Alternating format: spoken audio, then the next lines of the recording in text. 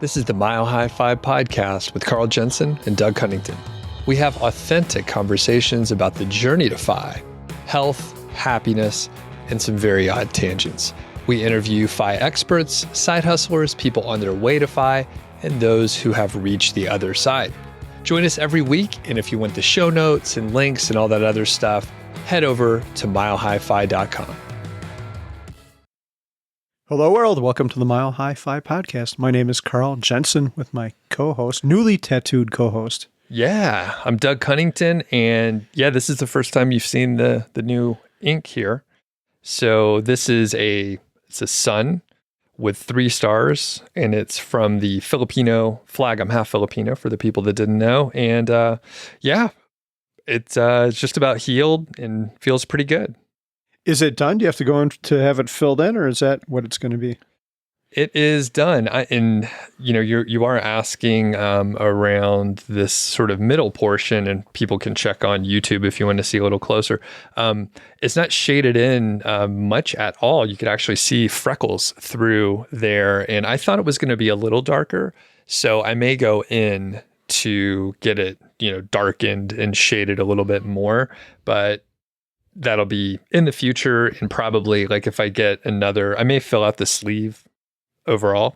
So that would be just another time to just sit down, and that'd be pretty quick to just fill that in. He wouldn't have to outline it again or anything, and just darken it up just a bit. How long did that take to do? It took, I think it was like an hour and a half or 2. Yeah, about an hour and a half, like actually active tattooing. Okay. I have no tattoos. Do you just sit there and like talk about what you're having for dinner with a tattoo person while they do it, or what goes on? I'd like for them to concentrate and not pay attention to me too much, but I sit there and eat Skittles because my body goes into some sort of panic shock mode or something like that. And it wasn't nearly as bad. So I think I managed my blood sugar better, but I just sit there and try to ignore the pain. It does hurt quite a bit. What's your favorite flavor of Skittles?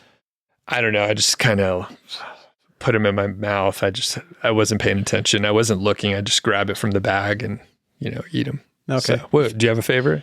Yeah, I don't know. I kind of like the red or orange ones, I guess. Okay. Not the tropical. They've got some tropical variation. I'm not a fan of that. Okay. Yeah, I checked out one small bag of the tropical as well. And I could tell when I got those, I was like, oh man, that tastes like some kind of unnamable papaya / pineapple / mango. Like, you could tell it's tropical. Of course, there's no fruit in there or anything. But no, it's all artificial. It's chemicals. Okay, so we have an interesting topic for the day. Should MileHighFi continue? And Carl, this was your idea, and it just showed up on the Trello board, and I thought, well, what the fuck? Is this guy breaking up with me? There's a different way to do it than a little surprise like this. So we have a few questions that we're going to run through. And what's going on, buddy? Yeah, that's even kind of ruder than a text message just to throw it up there, like so passive aggressive, I guess, right? Yeah, so this probably went back like 4 weeks ago. There was some stuff going on in our household. One of our kids was struggling with some issues at school, and we were super busy trying to get this stuff wrapped up. And so I started reconsidering, like, everything we're doing in life, is this worth it? And what this all boiled down to, by the way, is I don't have any time. Like, man, life is so busy at the moment. I had to go on a trip and all this stuff. Like, what is really important? What matters? Like, what do I need to give up? I'm like, man, and then I started thinking about the podcast. I'm like, should we continue doing that? And then my next thought is like, why did we do the podcast in the first place? Like, what was my reason for doing it? And I think one of my main reasons was to become a better communicator. And despite what you might think or the audience might think, Doug, I think I have become that. By no means perfect. I don't think we should ever consider ourselves perfect at anything. So I'm like, have I accomplished this goal? And if I have, I just said I was a good communicator. Now I'm screwing up all my words. Should we continue on with the podcast? And I guess I should, because I'm not the communicator I thought I was. But then I thought, well, if I have accomplished the goal, I should only do it if it's still fun, because we have enough money. Not that this thing makes any money yet. It might at some time, but is this thing fun? That should be the main reason we do it anyway, even if it did make money. I really don't. We're very fortunate. We don't need any more. So I should only do it if it brings some kind of joy to my life. And that's, excuse me, and that's the kind of thought I left it at. And that's when I put that on there. So I'm curious to hear your thoughts before I go on. Yeah, I think, no, we shouldn't continue. No. So my goals for the podcast were a little easier than yours, right? Have some fun and have some good conversations with people. And we did talk about a lot of this stuff it was episode 1. We were like, what are the goals for the podcast? And actually it'd be fun to go back and listen to that. I haven't listened to it since, about a year or so when the first episode came out. So my goals were much easier and, hopefully get people to listen and, get downloads and, meet more folks just in general. So fairly easy, fairly straightforward. Now, I'll pause there. Do you have any questions on that or any follow-up? Yeah, I thought the first goal was kind of curious. The downloads thing, it kind of seems like a little bit of an ego play, and maybe there's something more to it than that. But I think the last one, we've definitely accomplished that goal, meeting more people. We've been at conferences, we've made some great connections and had some awesome people on here because of who we've met. Yep.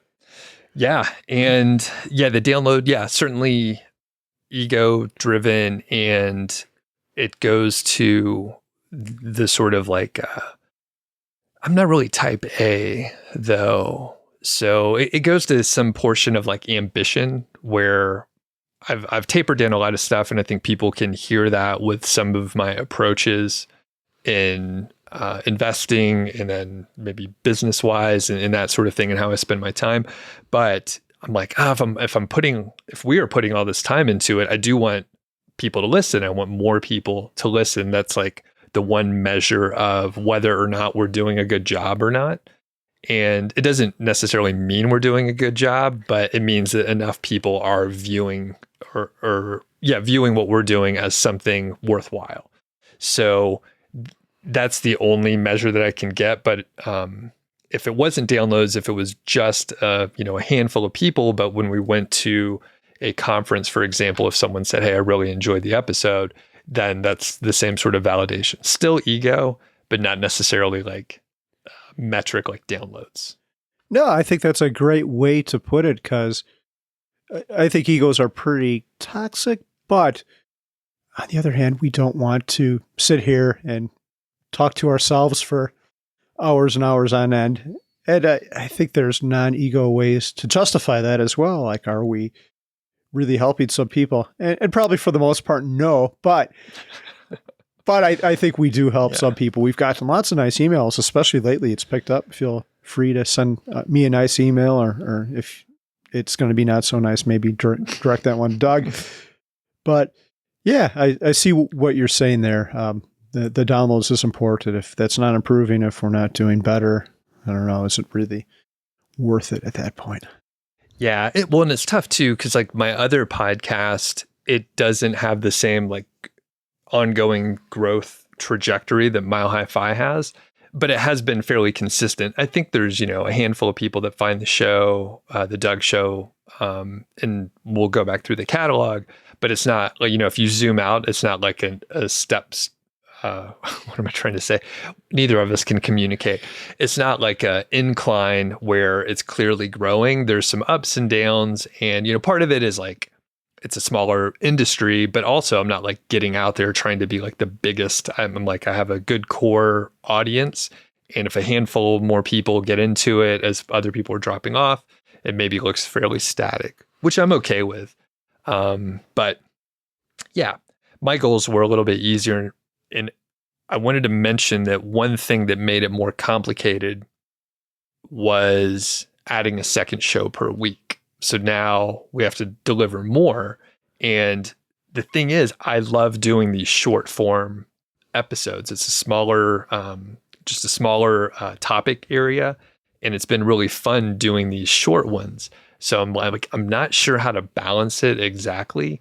And we do have enough episodes now where we can rebroadcast, but that automatically like lightens the burden of scheduling time. And, a lot of times it's not too bad. I mean, right before we did the little hiatus, which was unplanned because, you were sick for a couple weeks there.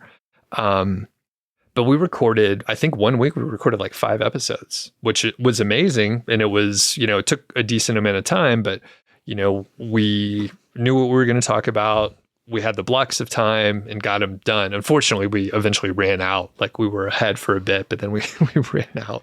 So yeah, any thoughts on the second show? Yeah, I've always felt kind of bad. I enjoy the second show too, what we're recording right now. But yeah, if you don't know, we should have a behind the scenes sometime, or maybe not, because that would be pretty boring. But basically, I show up and record, and Doug does everything else. So Doug's been doing all the work. I'm pretty crappy at, I've gotten maybe a little bit better with my show notes. That's my one other responsibility. But yeah, so Doug does all of the heavy lifting, and we're bringing Alan Donegan on, and Doug's done a ton of heavy lifting for that as well. So I'm okay with it. I enjoy the short episode, but I've always felt kind of guilty too. And like, God, Doug, when this thing starts making money, you got to pay yourself back first. But yeah, so that's my thoughts. I enjoy it, but I don't want to put too much on you either. Yeah, and one thing we did, and potentially we'll do this in the future, is like I had Carla sit in your place, and our other friend Jake was willing to record with us too. And it's convenient because like they live in town, they listen to the show, like they would be perfect to sit in. So like if we run into scheduling issues, and I mean the fact is like I just have a way more free time than you. Like if I wasn't working on the podcast, I would maybe just like hike more and play guitar more. Like you have other obligations you're trying to deal with, but I literally I'm doing all this other stuff, and it's fun overall. It's a little stressful sometimes with the scheduling and whatnot, but generally it's just like we're hanging out and talking. So okay, good. Cool. I feel better about it now. We'll split them on 50-50.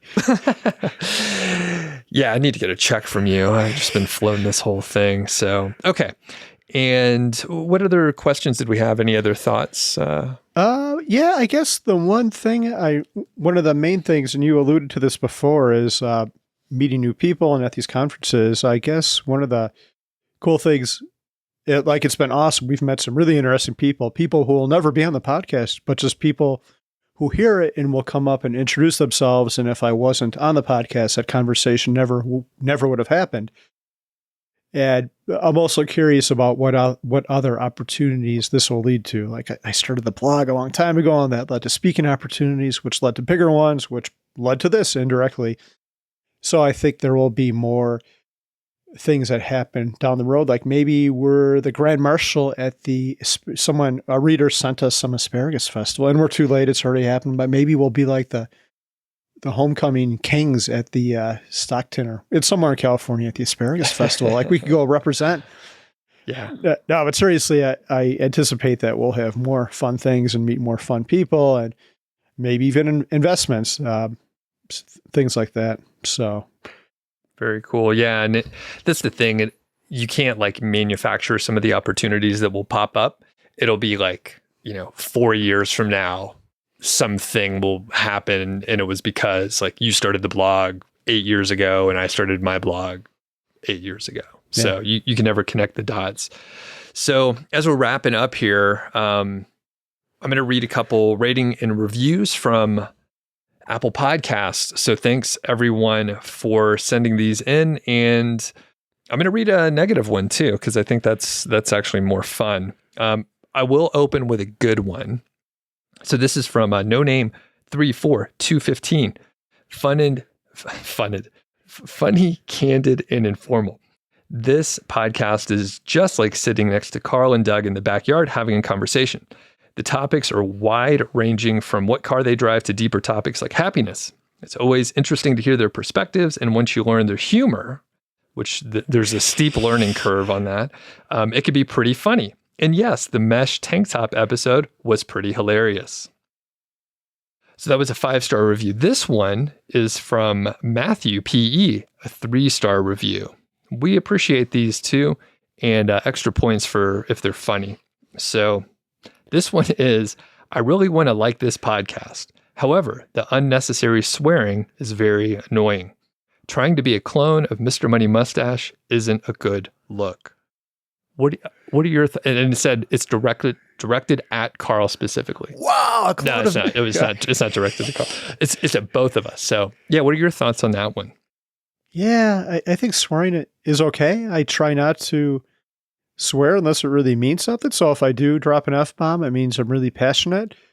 Swears have always been kind of funny to me. Like, who decided this arrangement of letters means something very bad and that you shouldn't say it? But here we are, and it's something we have to deal with. But I think they're good too. Like I said, if you really want to be, I think you should be able to communicate effectively without a constant string of F-bombs. But we're not like an Eddie Murphy concert here or anything like that. We drop them occasionally. The Mr. Money Mustache clone, I don't think either of us are like that. I don't think so either. And I think maybe they listen to a couple episodes or something like that. And because I'm not mustachian, like generally, like a lot of my spending habits and the things that are important to me don't align very well. Pete and I have no issues, by the way. But yeah, like I didn't come up in that same sort of in the footsteps of Pete, I guess. And yeah, you have a different approach as well. Yeah, I think Pete is an inspiration, but he commented in his most recent blog post that he gets by in $22,000 a year. I spent half that last month on like travel and plane tickets and stuff like that. So I think Pete's a great starting point for many, but you have to tailor this to what makes you happy and to your own life. Yep. And then with the cussing and the swearing here, so I like cussing. I think it's kind of cool sometimes. It's like smoking cigarettes, you know? It's a good look on a lot of people. But the thing is, they're all the other 5 podcasts generally, they don't cuss. So the thing that I realized a while back is you can't make everyone happy. And there are some people who actually like the swearing. So it would be silly for us to, try to make everyone happy and not cuss. If you don't like the cussing, we hope you can get past it, but this show is not for everyone. It is definitely not for children, but it's not for everyone, and that is okay. And I think, part of that is, us being confident enough to just do our shit, and then people could take it or leave it. And part of it is, it's hard because when people are rejecting you or judging you online, then you want to do something with it. But you and I have thick enough skin. We've been blogging and doing our stuff for a little while. So it's like, yeah, there's some noise. And at least for me, I'm like, we're not for everyone. And it should be that way. If we were for everyone, it'd be just vanilla, boring. Who cares? So any thoughts on that? Do you take that approach? Yeah. I think above all, I like to think that we're authentic and real, and that how we act on here is an extension of how we would act if you really met us. And I'm not a bag of F-bombs when I'm with my children, but yeah, sometimes when we're hanging out and had a couple drinks, yeah, we'll drop one when appropriate. And yeah, I'm not going to change for this. And that speaks to something else. You should want people to like you for who you are, not someone you pretend to be. So yeah, I pretended to be someone else for a long time. That's not an effective way to live. People pleasers are not good. So. Very good. Yeah. So thanks for the reviews. Even Matthew, we do appreciate all the feedback. Sometimes we don't do anything with it, but we do appreciate it. I have a feeling you didn't listen to the episode anyway, so you'll never hear this. But we love it if you do leave ratings and reviews, and we're going to try and do a better job to run through them sometimes. So, all right. Carl said the show's going to keep going on. Yes. The one final thing I was going to say about that is sometimes the show feels like going to the gym where you like, I don't want to do it. But once you get there, you have a great time. And it's in a different way. Like I have a fun time with these conversations, and I feel good after I've been here or been to the gym. So yes, the show will go on. Very good. So we'll catch y'all on the next episode. And if you do have any questions, feel free to send them in or send them in via email. That's the best way to do it. So see y'all. Thanks for listening to the show. That was the MHFi podcast, and I'm Doug Cunnington, the balder host, and Carl Jensen is the cool, sexy one. If you dig the show, please do 3 things for us. Number 1, tell a friend, a family member, an enemy about the show. We really don't care who you tell. Maybe forward them a specific show that you know that they will like. It's the single most helpful thing that you can do to spread the word. It's like giving us a virtual high five, and actually we don't give high fives in person, so the virtual kind's pretty good. And more importantly, your friend or family member or even your enemy will appreciate the fact that you were thinking of them. Number 2, make sure you're following or subscribed on your podcast app, Apple Podcasts, Spotify, Overcast, YouTube, whatever you're using, and that way you won't miss a show. And number 3, please leave us a rating and review. We read them on the show occasionally, and you might hear yours out there on an upcoming episode. Quick disclaimer, this show is not financial or legal advice. I'd actually be surprised if it sounded like it. It's really just for entertainment, and that's at least what we're hoping for. But seriously, get advice from professionals. Carl and I are just 2 guys with microphones that sit in my basement and talk. So we'll catch y'all next week.